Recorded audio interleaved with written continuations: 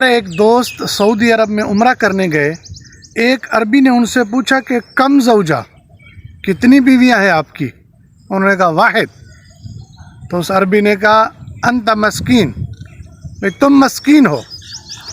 ویسے بھی ایک بہت بڑے امام نے لکھا ہے کہ ایک بیوی والا مسکین ہے، بیچارہ ہے.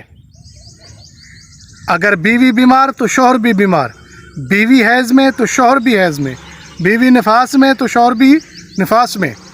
اور دو بیویوں والا دو تیز دھار چھریوں کے درمیان میں ہے. فرمایا کہ تین بیویوں والا سمجھو روزانہ نئی دلہن کے پاس جانے والا ہے.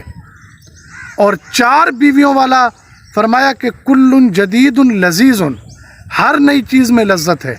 اس کی عزت اور دلہنوں کے نزدیک اس کا مقام باقی تینوں سے زیادہ ہے. اس کی وجہ یہ بتائی کل جدید لذیذ کہ جب ایک کے پاس جاتا ہے 4 دن کے بعد 5ویں دن پہلی کے پاس جاتا ہے تو وہ بڑے اچھے طریقے سے ویلکم کرتی ہے. اور وہ 4 دلہن والے کی مثال انہوں نے ایسے دی کہ گویا کہ وہ جو ہے نا ہر روز نئی دلہن کے پاس جا رہے ہیں. کل جدید لذیذ جو کہا ہے کہ ہر روز نئی دلہن کے پاس جا رہا ہے.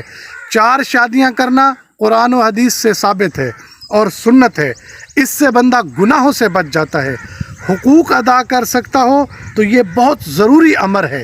اس کی وجہ یہ ہے جو طلاق یافتہ عورتیں ہیں، جو بیوہ عورتیں ہیں، ان کے مسائل حل ہو جاتے ہیں. بیواؤں کے بچے ہوتے ہیں، طلاق یافتہ عورتوں کے بچے ہوتے ہیں، ان کو ایک سرپرستی مل جاتی ہے اور عورتوں کو بھی گھر بسانے کا ایک موقع مل جاتا ہے.